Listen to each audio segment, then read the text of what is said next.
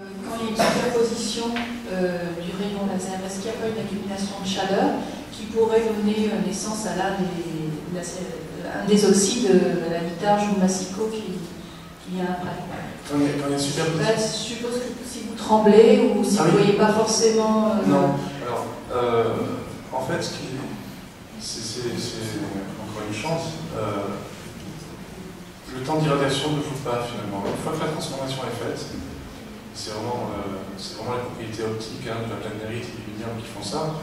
Une fois que la platínérite, qui est très absorbante en termes optiques, a été transformée en minium, le minium lui-même est relativement peu absorbant. Il est rouge, il va relativement peu absorber le domaine de l'infrarouge, donc la température va baisser. Et donc on peut appliquer le faisceau laser pendant autant de temps qu'on veut. La température va baisser, elle sera même inférieure à 150 degrés. Et c'est pour ça que le faisceau le choix du laser infrarouge a été le plus pertinent. Merci. Par rapport à la couleur que vous allez découvrir, ce rouge, comment on peut le contrôler? C'est-à-dire que j'ai vu des essais que vous avez faits où il est plus ou moins intense et plus ou moins... Et par rapport à l'original, où on en est? Mon point de vue, c'est le point de vue du physicien, du chimiste. Oui. Pour ces essais, notamment pour l'optimisation de la puissance, trouver donc les paramètres les plus pertinents, moi, de mon point de vue, j'ai considéré que le but, c'était de retrouver la plus grande quantité possible de minium dans une forme la plus cristallisée possible, finalement de s'approcher le plus possible de ce qu'on peut avoir de manière théorique, c'est-à-dire avec du minium cristallisé, avec des grains de 1 micron sur une épaisseur la plus importante possible. Et donc finalement, les nuances qu'on peut voir ici sur les essais qu'on a fait ici, ils sont dus d'une part à la proportion restante de grains de platínérite, parce que quand on met pas suffisamment de puissance, finalement il y a une proportion, on n'est pas à 100% de minium. Et puis d'autre part sur la profondeur. Des fois on peut avoir en surface 100% de minium, et puis en profondeur il reste une couche sous-jacente de platínérite. Auquel cas le phénomène n'est pas allé suffisamment profond. Mais pour approfondir cette expérience que vous avez faite, il faudrait peut-être justement un contrôle, enfin je ne sais pas, un contrôle optique, je ne sais pas comment, des couleurs, enfin parce que c'est assez délicat. C'est très délicat. On avait pensé faire effectivement un contrôle en ligne, c'est-à-dire mettre une fibre. En fait, on avait pensé mettre une fibre optique pour le retour et pour capter la lumière émise pendant l'irradiation pour déterminer en gros, faire un peu de la colorimétrie localisée pour ensuite faire un système plus ou moins automatisé où lorsque la couleur était satisfaisante avec des critères définis à l'avance, arrêter l'irradiation et donc avoir une espèce de garantie qu'on n'irait pas trop loin, mais qu'on irait aussi assez loin. Techniquement, c'est relativement compliqué, et en fait, avec l'expérience, on s'est rendu compte que l'œil, l'appréciation visuelle, valait toutes les mesures en ligne. Et je pense que l'expérience des restaurateurs aussi compte beaucoup là-dedans. Gilles Gauthier nous a beaucoup aidé pour l'application. Quant à savoir si la couleur finale est exactement la même que la couleur d'origine. C'était une question piège. Non, c'est la bonne question. Blanc, plomb et minium se transforment en platínérite. D'accord? La platínérite, elle, ne se transforme qu'en minium avec cette méthode. Comment savez-vous à partir d'un prélèvement où vous trouvez la platínérite s'il s'agit de minium ou de blanc plomb? Parce que excusez-moi, mais moi j'ai fait faire des analyses justement sur des visages qui étaient devenus noirs, utilisation de pigments à base de plomb. Le labo m'a répondu qu'il ne pouvait pas me dire si c'était du blanc de plomb ou du minium. Donc si vous voulez, moi ce qui me gêne du coup, enfin la question que je me pose du coup, ça veut dire qu'on fait, si on ne peut pas savoir si c'était un blanc de plomb ou un minium, on fait une interprétation. On ne fait rien du tout.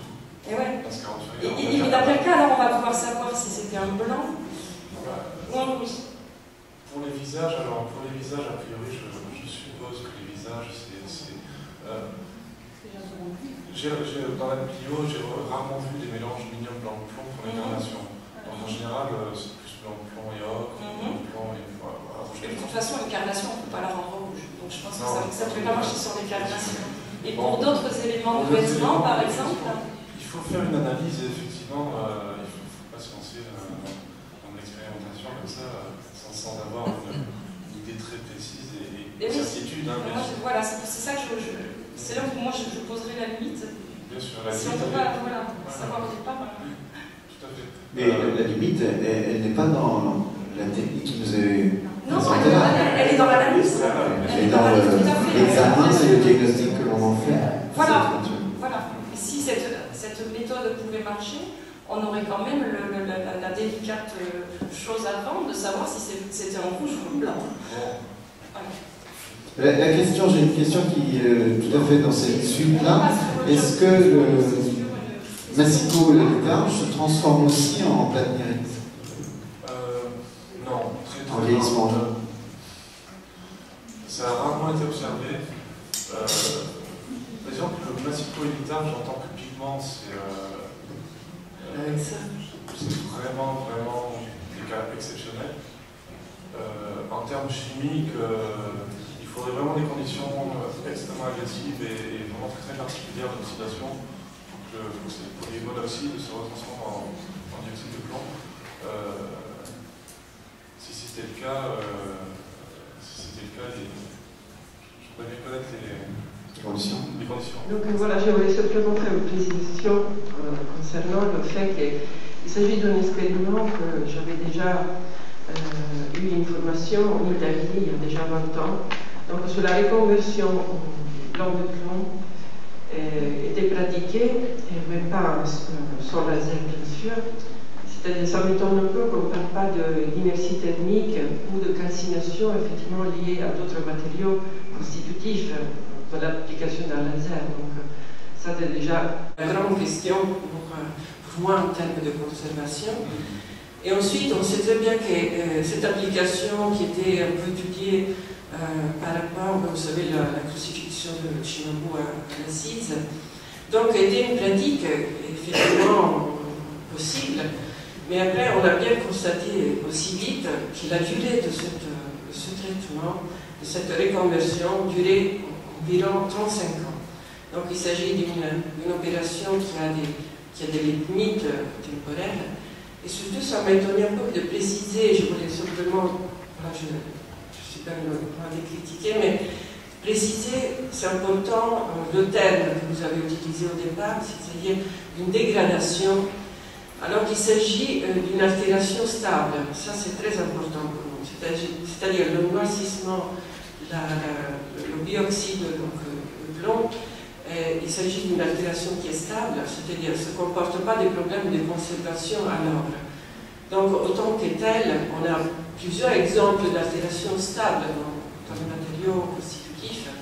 Donc, ça ne pose pas de problème de conservation. Il s'agit simplement d'un effet optique qui, effectivement, est gênant, mais on peut aussi, nous, spécialistes, intégrer cette idée du gène simplement optique à d'autres éléments qui sont bien plus importants, ceux qui concernent les questions de conservation.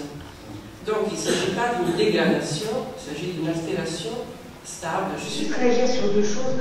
Sur du vocabulaire et de la terminologie, elle parle d'une altération stable, donc qui ne pose pas de problème de conservation. J'aimerais juste rappeler que la peinture, c'est fait pour être vue. Donc, si on a toute une partie qui est noire et qu'on ne comprend plus le sujet, d'accord, c'est stable et ça ne pose pas de problème de conservation, ça pose quand même de graves problèmes de lecture et donc de sens de ce qu'on a sous les yeux.